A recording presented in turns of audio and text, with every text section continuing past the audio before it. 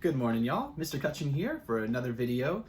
Today we're going to be working on some more chords, and you can think about this video being like a continuation of the chord video that I uploaded on Monday.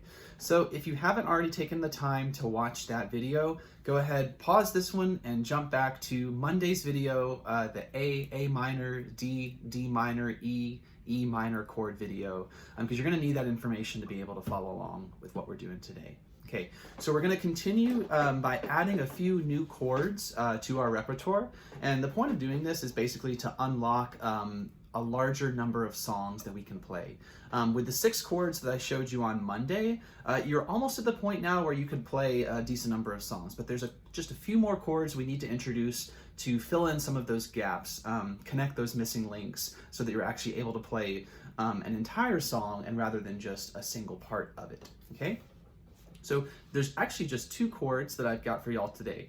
They're a little bit more difficult than the ones that we worked on, so we're going to spend more time really breaking them apart, talking about exactly where our fingers need to go and how we're going to be able to play them successfully. Okay, so those chords are G major and C major. Okay, we've definitely played music in G major and C major already in those keys. So the version of Happy Birthday that we learned on the guitar.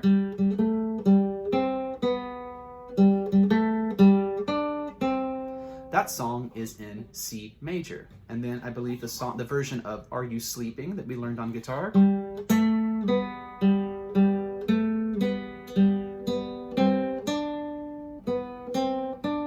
That song is in G major. So we've already been playing in those keys and we're familiar with what they sound like, what the notes are. We haven't spent much time actually learning the chord shapes. So I'm going to start with C major. I think it's the easier of the two.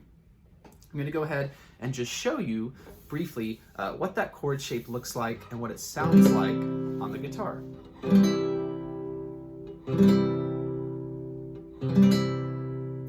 Now, if you'll remember, in Monday's video, I talked about this concept of something called a root in a chord.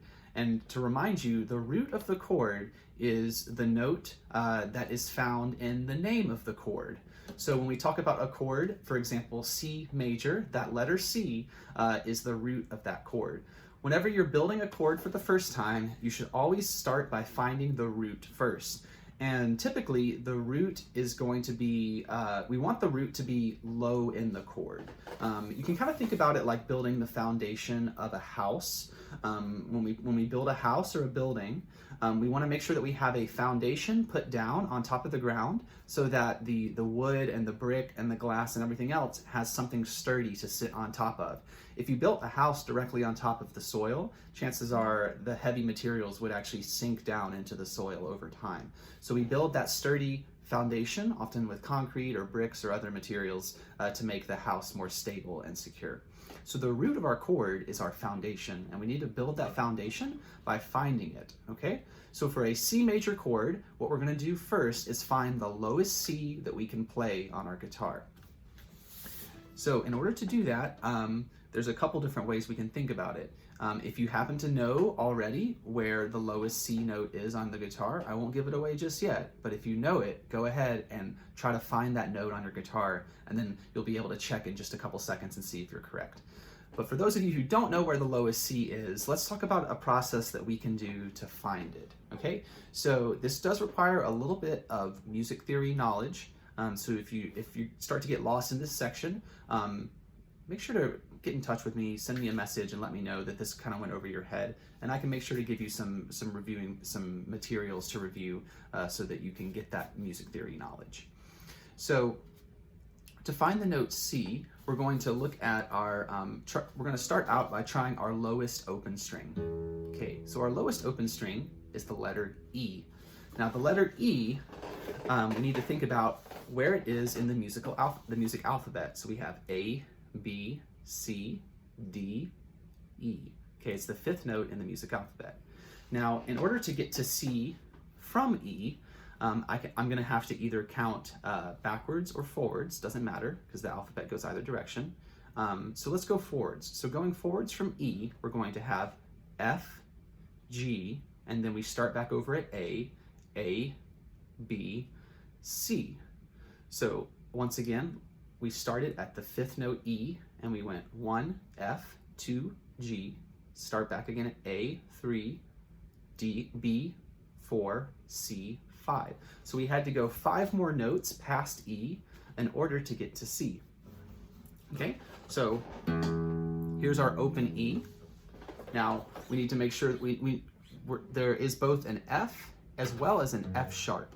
And without talking about that too much, all you really need to know is that the F sharp is 1 fret higher than the F. Okay, so we have E, we have F, and we have F sharp.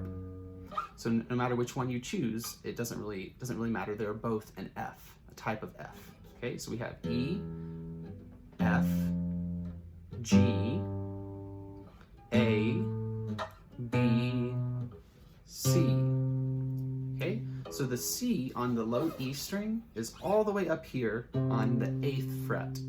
Now, you can probably imagine that we're not going to be learning any chords up here at the 8th fret anytime soon. So the C that we're looking for, that root C, is not on the low E string. Okay, so let's try instead the A string. So let's think about how we can get from A to C. A, B, C. We only had to go 2 notes ahead in the music alphabet, so this sounds like it might be more possible. So we're starting on open A, and then if we play our first finger here, that's actually what we call a B flat. So that's a lower B. Here's our B natural on the 2nd fret, and then immediately after that is our note C. Okay? So if you knew where this note was already, it should have been 3rd fret, 3rd finger on the open A string. This is the lowest C that we can play on the guitar. Now, if you'll listen,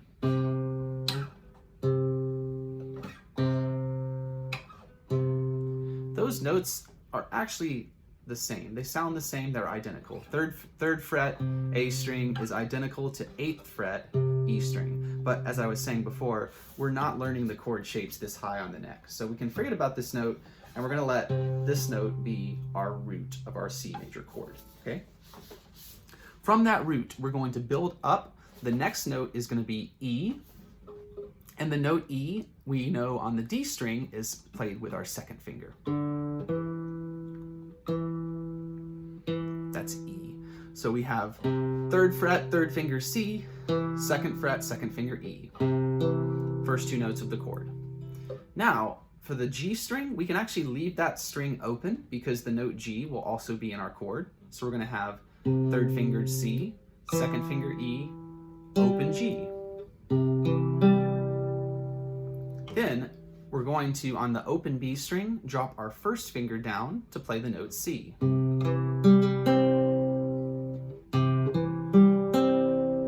Lastly, we're going to leave the top E string open because that E is also found in the chord. We actually played an E already. We played this lower octave E with our 2nd finger, and we're also gonna play a higher E with the open E string. So listen to these 2 notes back and forth.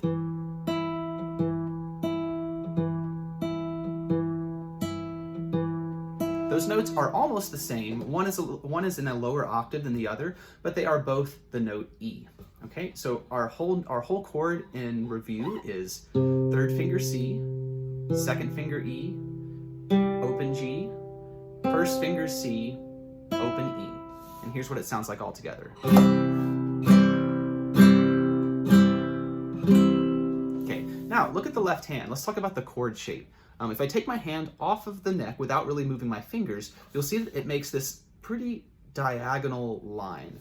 So you can think about the chord shape for C major being more or less like a diagonal.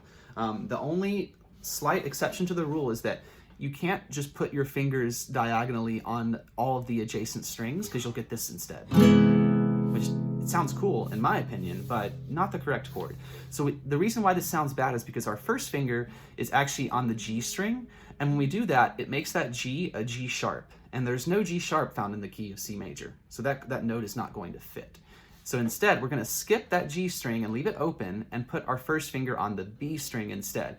That turns that note into C, which is another root, and that will let us play the correct sounding C major chord, okay? And I'll make sure to have the chord diagrams included on the blend page where this video is, so you can reference those diagrams as we walk through those chords. So there is C major. Now, starting with C major allows us to find G major that much faster because the chord shape for G major is similar. So in order to build a G major chord, starting on C major, the first thing we're going to do is take the middle two fingers, our middle and our ring finger, and we're going to hop them up one string each towards our face, up towards the lower strings. So in C major, it's playing the A string, C, and the D string, E. Now, when I jump those fingers up two strings, I get third finger G, and I get second finger B. Those are the bottom two notes of our G major chord. And we can make sure that the math works out. So when we move our fingers up here, we're playing third finger G, and what chord are we trying to play? G major. So we've got the root of the chord on the lowest string, which is great. That means that we definitely have the lowest G possible on the guitar. It's third finger on the E string. So those two bottom notes, G, third finger G, second finger B, are going to be the basis of our G chord. Now, the G chord is nice because we're going to have three open strings in a row. Open D, open G, open B. So if you play 3, 2, 0, 0, 0, you get a really nice sounding chord. Now, here's the tricky part. The very last string, the high E string for G major, if you leave it open, it makes the chord sound a little different.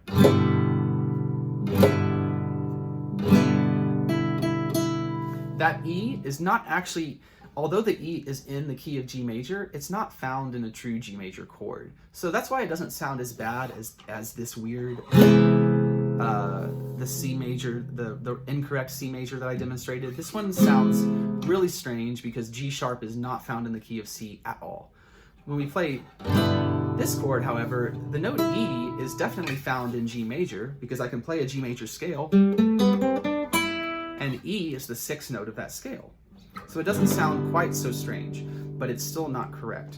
The way that we need to correct this is to play the third fret on the high E string. But look at my hand shape. I've only got two fingers available, index finger, first finger, and pinky finger, fourth finger. And if you can tell, there's no way that I can bring my index finger under my fingers to be able to play it here, which means, no surprise, you're going to have to use your fourth finger to play this note, okay? So your fourth finger is going to have to tuck behind and drop down to play the third fret of the high E string. And when you do that, you'll get this sound instead.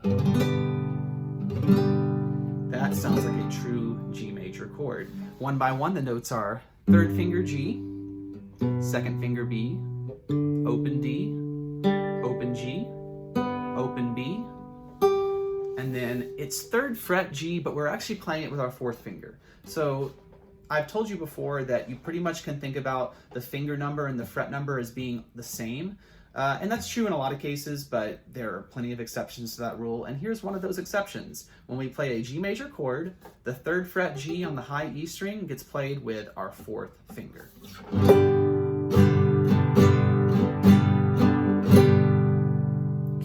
Now, I'm going to show you what happens when I go back and forth between those two chords, between C major and G major. I'm going to play them back and forth a few times, and I want you to just watch my hand shape and watch what happens with my fingers. Here's starting on C major.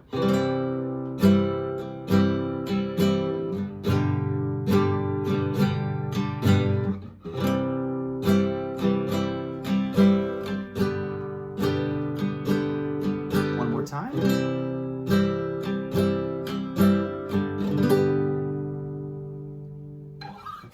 So there's a few things that happen when we move between those two chords. In super slow motion,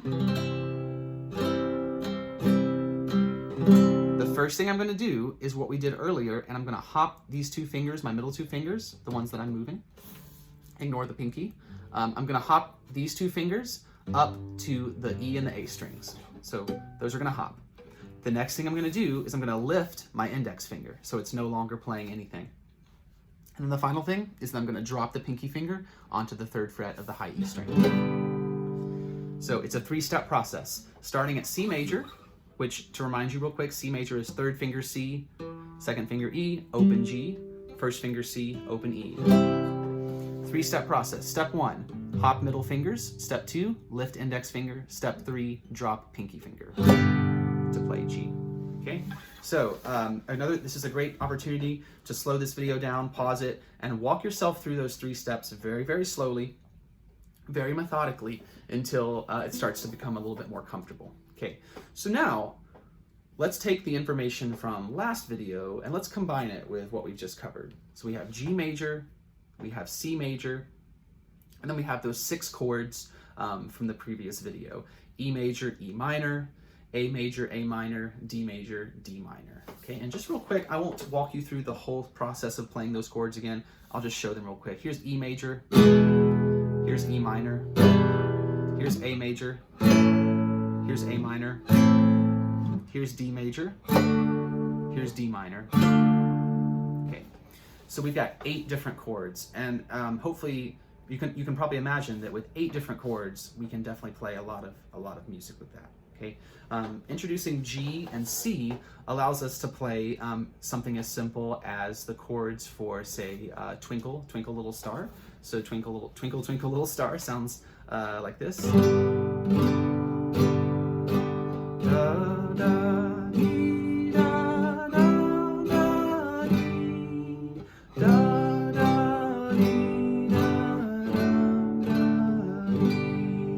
So that was G, 2, 3, 4, C, 2, 3. Let me start over one more time. G, 2, 3, 4, C, 2, G. C, 2, G, 2, D, 2, G.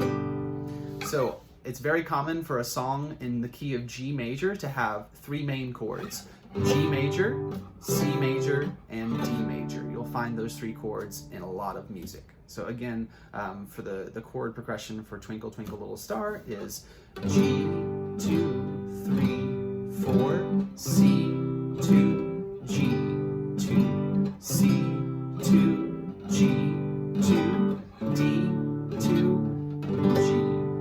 I can get a little bit fancier, and I can replace that 2nd C chord with an A minor chord instead. Listen to what that sounds like. Da da dee da da da dee da da dee da da dee. So instead of going back to C major, I went to A minor, which sounds really nice.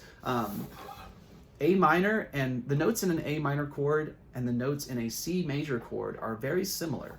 In an A minor chord, we have A, C, and E, and in C major, we have C, E, and G. So they share 2 out of 3 notes. The C and the E are found in both A minor and C major. So that's why you can actually use those chords interchangeably. You can swap them out for each other. So one more time, listen to what that sounds like. Twinkle, twinkle, little star, how I wonder who you are. Right? Okay, so that's a very brief introduction to the G major chord, the C major chord, and then just a little preview of how we're going to be able to start to put these all together.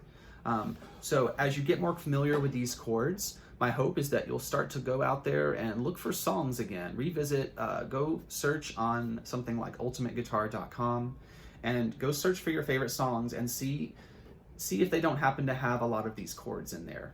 G, C, A major, A minor, D major, D minor, E major, E minor. 8 different chords. I'm sure you'll start finding them in your favorite songs. Okay?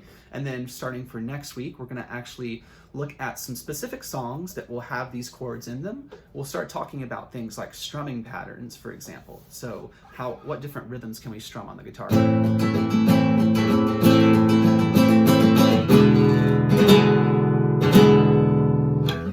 And then we can also talk about finger picking patterns. So that refers to, rather than strumming all the strings at once, instead doing individual strings in a pattern.